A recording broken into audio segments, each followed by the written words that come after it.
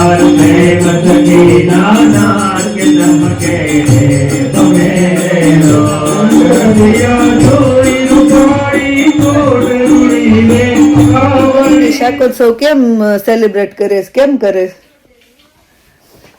ભગવાનને રીંગણાનું શાક બનાવ્યું હતું ને good afternoon and welcome back to our channel again. તો બધાને જય સ્વામિનારાયણ, જય શ્રી કૃષ્ણ એન્ડ રામ રામ.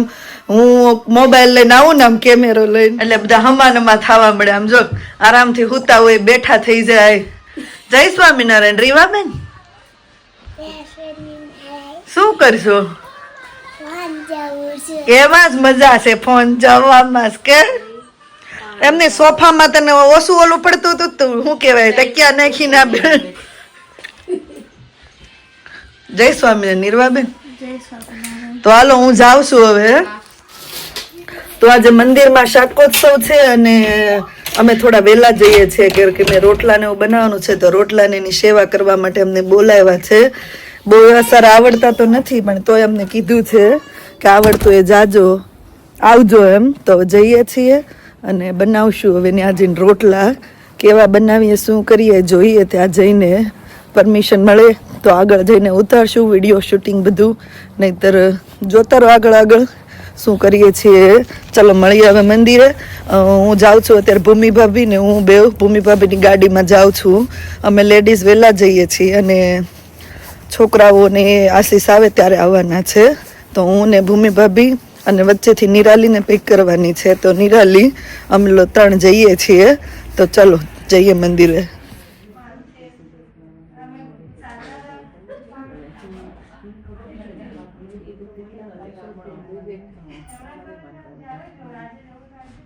કરે વિનંતી સાંભળજો મહારાજ રે, મુજંતરમાં વાસ તમોને, મુજંતરમાં વાસ કરો ને નારાયણ મુનિ દેવ રે. નારાયણ નારાયણ સ્વામી નારાયણ નારાયણ નારાયણ સ્વામી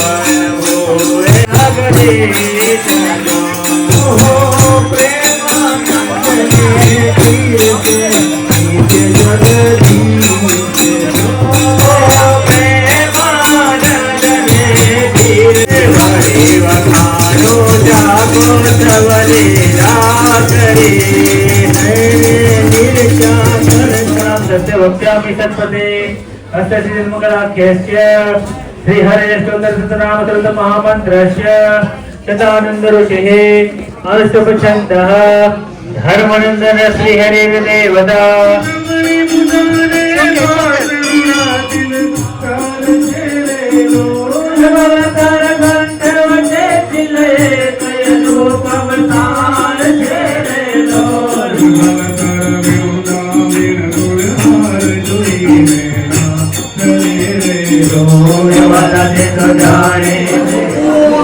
શાકોત્સવ ને હું કે પ્રસાદી આવી ગઈ છે. શાકોત્સવમાં રોટલા રોટલી શાક ગુલાબજાંબુ કઢી અને ખીચડી.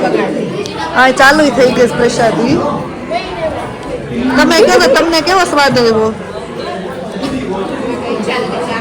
હે? એમાં તો શાક ખાવાની જ ઈચ્છા હતી. એટલે એવો ટેસ્ટ આવ્યો? સ્વામિનારાયણ. શરૂઆત જ શાકથી થઈ જાય. બીજું બધું આગળ પડે.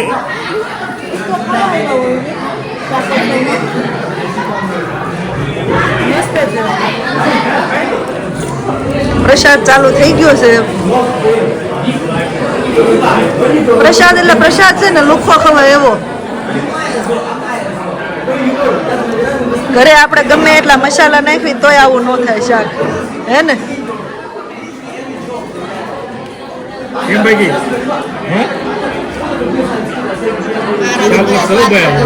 હે? હા, સ્વાદ પૂરી દીધા હતા. રોટલા લાવ.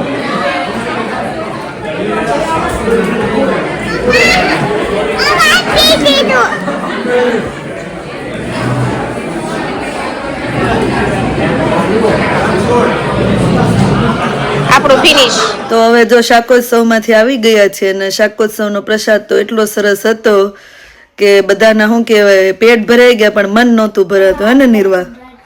ભાવ્યો તો તને? તો ત્યાં કથા કરી હતી. શાકોત્સવ કેમ સેલિબ્રેટ કરે? કેમ કરે? ભગવાનને રીંગણાનું શાક બનાવ્યું હતું ને જે પીપલ બીજા ગામમાંથી આવતા હતા ને એને થયું કે અમે ભજીયા ખાશું કા જલેબી, એને થયું ને કે ઈ થશે, પણ એકચ્યુઅલી શાક હતું. તો જ્યારે શાક ટેસ્ટ કર્યું ને ત્યારે એને જે ખાવું હતું ને એનું ટેસ્ટ આવ્યો. અરે વાહ નિર્વા, વાહ! ક્યાં ગામમાં કર્યો હતો? ક્યાં ગામમાં કર્યો હતી ખબર છે શાકોત્સવ ભગવાને? દાદા ખાચરના દરબારમાં. ના, સુરા ખાચરના દરબારમાં અને લોયા. લોયા ગામમાં કર્યો હતો શાકોત્સવ.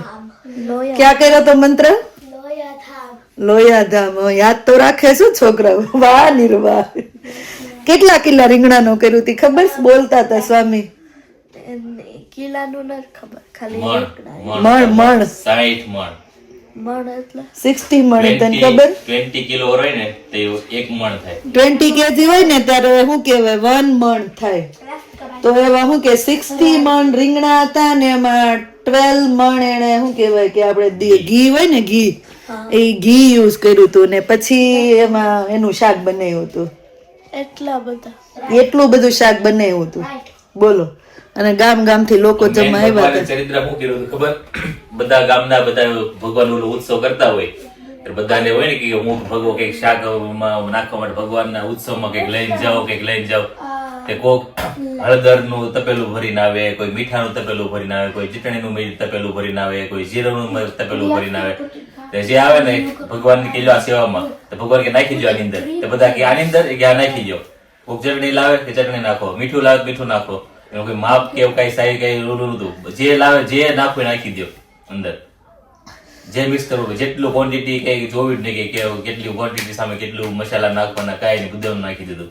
તો અમે શાકોત્સવમાં એવું કરવી તો આપણે એવો ટેસ્ટ થાય. આપણે એવું ન થાય. આપણે ચટણી નાખીએ તો તીખું થઈ જાય, મીઠું ઓવર નાખી દો ખારું થઈ જાય.